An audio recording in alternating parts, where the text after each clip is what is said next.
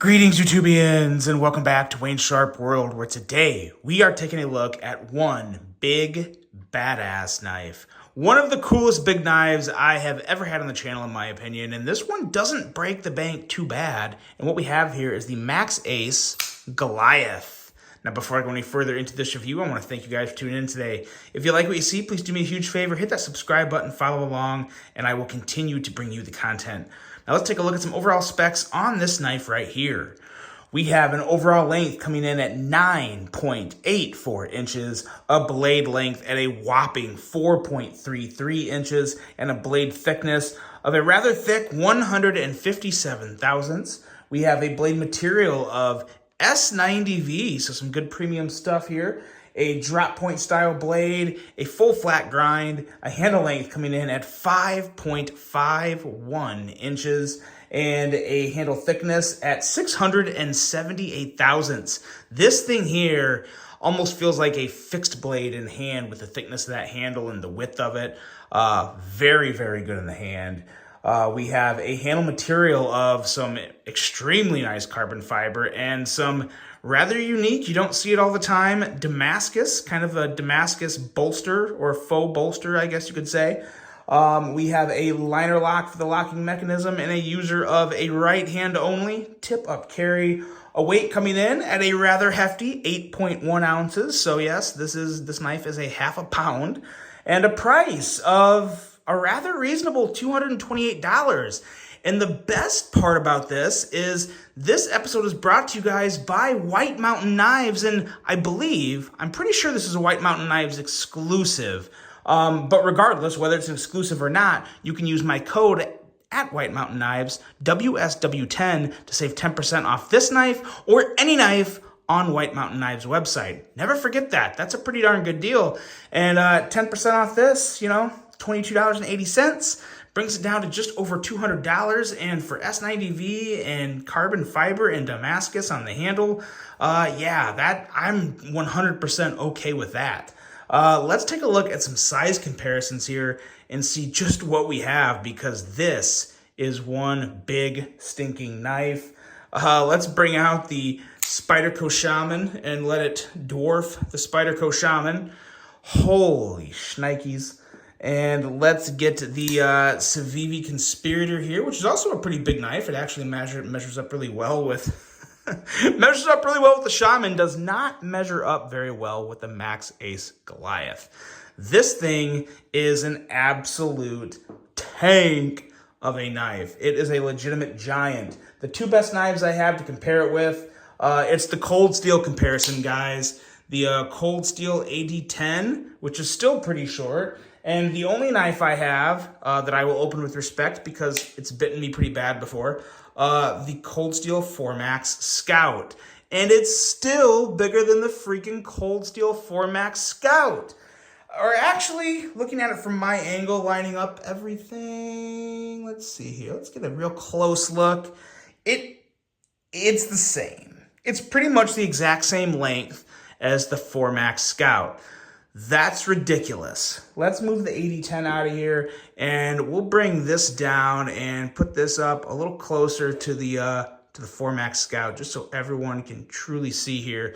It actually looks like it's a little longer, but that's the angle perspective. Pretty much the same length there as the Formax Scout. So there you go. That should answer any question of just how effing big this knife is. This thing is huge. But what I love about this knife is it's a huge knife, but it looks like something that you would see more in like a 3.25 inch bladed size. So it has the aesthetics of a smaller true EDC. And man, oh man, this blade, I really like the finish on this blade. It's not a coating, it's definitely just more of a finish. And it's really just, I guess, a stone wash, but it almost looks like a frosted, like some type of like custom frosted job. Definitely doesn't look like your typical stone wash. So I think that's pretty cool. I really like the minimal branding on here. Just the knife name and CPM S90V. That's it. That's it. That is a beautiful thing. Jimping on the spine, that's pretty good. Not super, super grippy, but I think it would kind of help you if you ever really needed to get a real good bite down there. I think it'll work for you. We're looking at 19 thousandths behind the edge here, so pretty respectable edge. You could always get that a little better, but at 19 thousandths, I'm not going to complain, especially with a pretty nice full flat grind. Pretty good cutting geometry here. This is going to hold a good edge for you with the S90V, and man, oh man, you have a country mile of sharpened edge to work with, and that is always a good thing.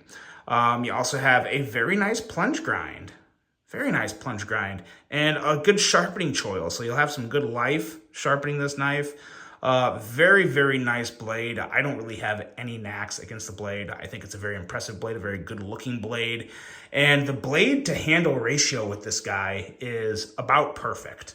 When you close this, and as far as this tip comes down here, now I know it looks like it could get you. I can almost promise you, I can barely feel it there.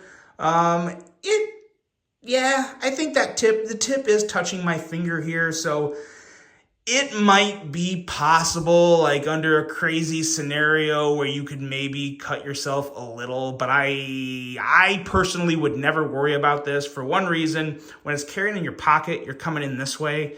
So the odds, yeah, it's never going to happen. I wouldn't worry about that. But yes, you can technically feel the tip of the blade just a little by purposely sticking your finger in the bottom there. I kind of think that's a stretch.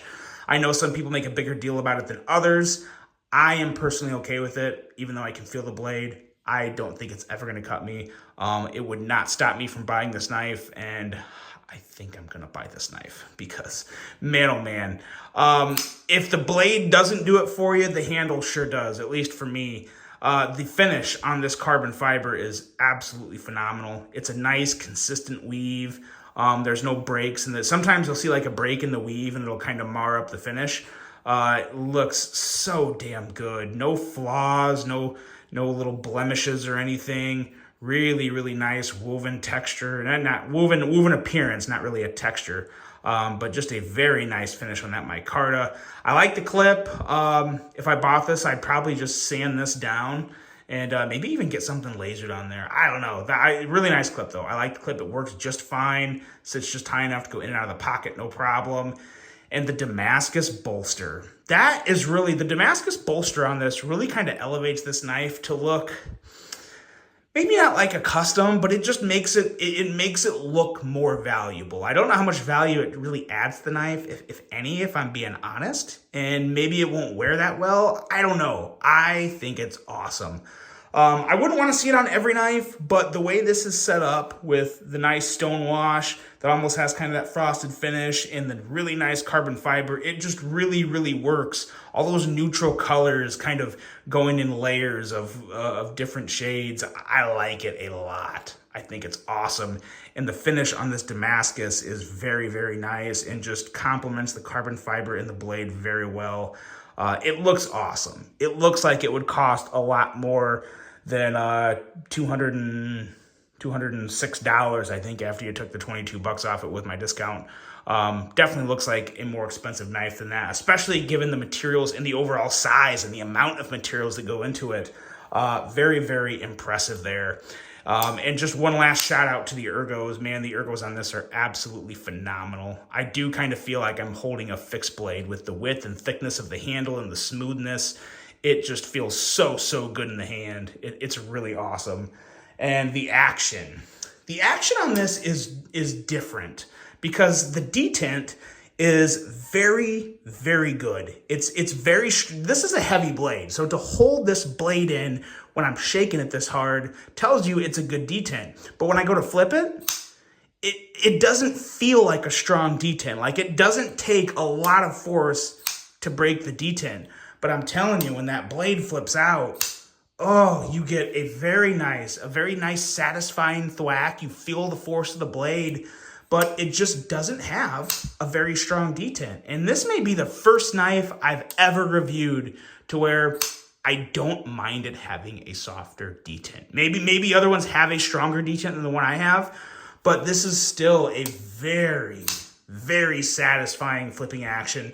Just because I think a lot of it has to do with just the overall size of it. And it's just such a different feeling in hand. You're not used to flipping big knives like this open. It's just kind of crazy in the best possible way. Obviously, the blade falls shut, super buttery smooth action. So A+ in the action category, and just look at it. This thing is freaking awesome. I don't know if these are still in stock at White Mountain Knives. This was, I believe, a very popular release. Hopefully they'll get more in if they are out. But let me know what you guys think of this. Would you carry a knife this big that's 8 ounces? I personally 1,000,000% would. And there's a very good chance I'll be carrying this exact knife around for a while because it's going to be very hard to send this one back. I think I'm going to have to buy it. It's very, very good. Very satisfying and a great value. Great value, great action in a big knife like this. There's not a lot of knives like this that come around, regardless of the design, that have this type of action, the size, the materials. This is kind of a unicorn. I really, really, really like this. Let me know what you guys think about it. I really hope you enjoyed this review. Hope you have a great rest of your day. And until the next one, I'm out.